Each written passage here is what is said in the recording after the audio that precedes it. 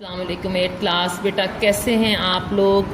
امید ہے آپ سب خیریت سے ہوں گے اور اپنا سیکنڈ ٹرم کا کام مکمل کر رہے ہوں گے اور اچھے سے لرن بھی کر رہے ہوں گے۔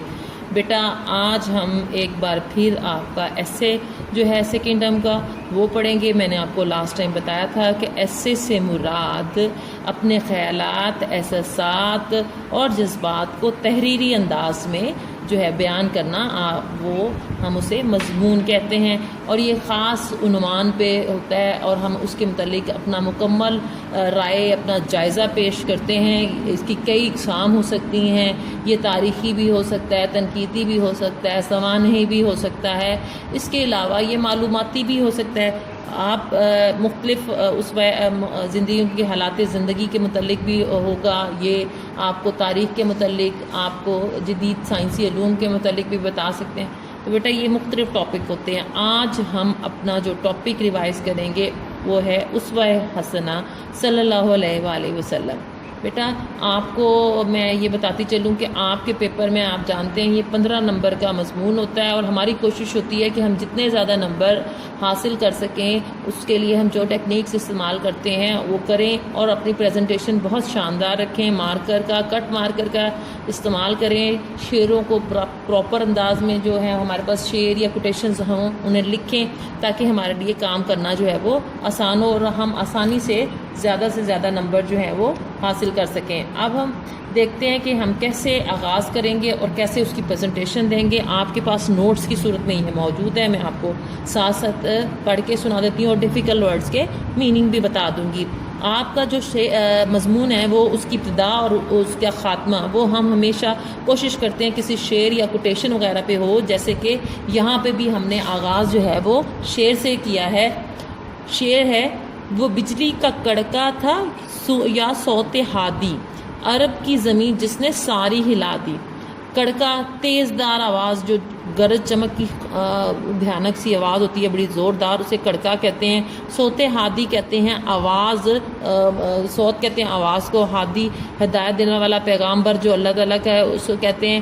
عرب کی زمین جس نے ساری ہلا دی، یعنی کہ حضور صلی اللہ علیہ وسلم کی ذات مبارک ایسی ذات مبارک ہے جس نے جو ہے ایک جیسے ایک بجلی کا ایک کڑکا ہوتا ہے اور سارے لوگ متوجہ ہو جاتے ہیں، یا اس کا نوٹس کیے بغیر ایسا نہیں کوئی شخص نہیں ہوتا جو نہ رہے۔ اسی طرح حضور صلی اللہ علیہ وسلم کی ذات اقدس جو تھی وہ جب وہ اس کا ظہور دنیا میں ہوا تو اس کی روشنی ہر طرف پھیل گئی اور ہر شخص جو ہے اس تک اس کی ہدایت جو ہے پہنچی۔ اب یہ جو ڈپینڈ کرتا تھا کہ کن لوگوں نے اسے قبول کیا اور کن لوگوں نے نہیں کیا، لیکن ایسا کوئی کونا نہیں تھا جہاں ان کی آواز یا ان کی جو ہے روشنی نہ پہنچی۔ انہوں نے ان کا جو پیغام ہے وہ تمام تر دنیا کے لیے، عالم اسلام کے لیے۔ کچھ لوگوں کے دلوں پہ مہر لگی ہوئی تھی، انہوں نے اسے ایکسیپٹ نہیں کیا، کچھ لوگ جو تھے وہ مومنوں میں شامل تھے اور انہوں نے اسے دل سے قبول کیا۔ شروع کرتے ہیں ہم۔ ربیع الاول کا مہینہ تھا، صبح صادق کی سہانی گھڑی تھی، سہانی خوشگوار جو ہے وہ وقت تھا، رات کا بھیانک اندھیرا چھٹ رہا تھا۔ ایسے میں ایک عظیم مقدس پاک ہستی نے جنم لیا، یعنی نبی کریم صلی اللہ علیہ وسلم کی ولادت ہوئی، جن کا اسم مبارک محمد صلی اللہ علیہ وآلہ وسلم ہے۔ محمد صلی اللہ علیہ وآلہ وسلم کے لفظی معنی ہیں حمد کیا گیا، یعنی تعریف کیا گیا۔ چنانچہ آپ صلی اللہ علیہ وسلم کی تعریف اس عالم فانی کہتے ہیں فنا ہو جانے والی دنیا، عالم دنیا کو کہتے ہیں فنا ہونے والی دنیا ہی میں نہیں بلکہ خدا تعالیٰ اور اس کے فرشتے بھی تعریف کے طور پر آپ صلی اللہ علیہ وسلم پر درود بھیجتے ہیں، جیسے کہ آپ نے اسلامیت کی نوٹ بک میں بھی پڑھا ہے اور حدیث میں کہ اللہ اور اس کے سورہ احزاب میں ہے کہ اللہ اور اس کے فرشتے جو ہیں وہ نبی کریم صلی اللہ علیہ وسلم پر درود بھیجتے ہیں۔ اے مومنو تم بھی حضور صلی اللہ علیہ وسلم پر درود بھیجا کرو۔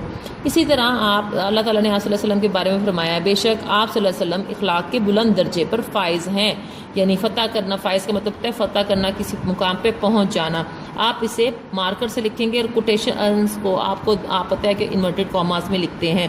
اور اگلا جو پیراگراف ہے ہمیشہ آپ کو پتہ ہے ایسے پیراگراف کی صورت میں لکھا جاتا ہے، اور پہلا پیراگراف جو ہوتا ہے وہ تعارف کا پیراگراف ہوتا ہے، اس کے بعد نفس مضمون ہوتا ہے، اور آخر والا جو اختتامی پیراگراف ہوتا ہے اس میں تجزیہ کیا جاتا ہے پوری تمام تر جو ہم نے تمام معلومات فراہم کی ہوتی ہیں کہ وہ ٹوٹل کیا آتی۔ پہلا پیراگراف بہت زیادہ آپ کا جو ہے وہ مضبوط الفاظ کے ساتھ ہونا چاہیے، بڑا پراسر ہونا چاہیے، تاکہ اگلے تمام پیراگراف پڑھنے کے لیے جو قاری ہے، یہ پڑھنے والا ہے، وہ مجبور ہو جائے۔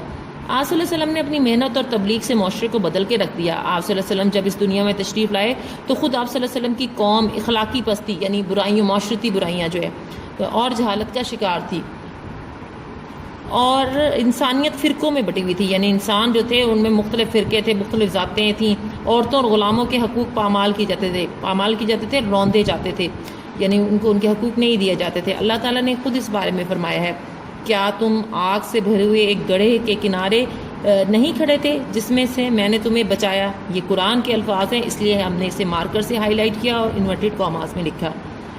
آپ کا تیسرا پیراگراف شروع ہو رہا ہے۔ آپ صلی اللہ علیہ وسلم کی ذات مبارکہ میں اللہ تعالیٰ نے تمام اوصاف خصوصیات، صفت کی جمع ہے اوصاف، جمع کر دیے تھے۔ آپ صلی اللہ علیہ وسلم نے اسوہ حسنہ پر نظر ڈالی جائے تو اخلاق و صداقت کے نمونے ملیں گے، یعنی آپ کو تو پوری جو دنیا تھی آپ کے، بلکہ جو دشمن تھے مکہ کے، وہ بھی آپ کو صادق اور امین کے نام سے پکارتے تھے، اور آپ کا اخلاق تو رہتی دنیا تک مثال ہے، یعنی آپ نے اپنے دشمنوں سے بھی اتنے عمدہ اخلاق کا مظاہرہ کیا کہ آپ کے دشمن جو ہیں وہ بھی آپ کے اخلاق کا گن گاتے تھے۔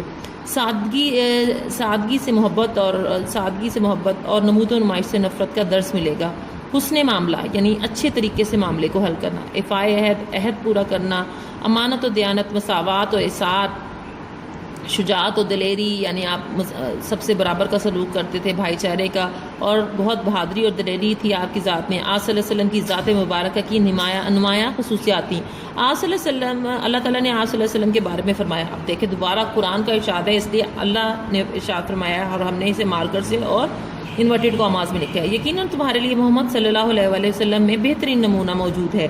صداقت اور امانت اور دیانت اور سچائی آپ صلی اللہ علیہ وسلم کے مزاج مبارک کا لازمی جز تھی۔ جز حصے کو کہتے ہیں، یعنی وہ آپ کے مزاج میں کوٹ کوٹ کے بھری ہوئی تھی، اسی لیے آپ صلی اللہ علیہ وسلم کو صادق اور امین کے نام سے یاد کرتے تھے۔ آپ صلی اللہ علیہ وسلم کی زندگی کا ایک مشہور واقعہ ہے کہ جب آپ صلی اللہ علیہ وآلہ وسلم نے کوہ صفا پر، یعنی صفا کے کوہ کہتے ہیں پہاڑ کو، کوہ صفا پر چڑھ کر لوگوں سے کہا کہ کیا تم مجھے سچا سمجھتے ہو یا جھوٹا؟ تو لوگوں نے کہا یقیناً آپ صلی اللہ علیہ وسلم سچے ہیں۔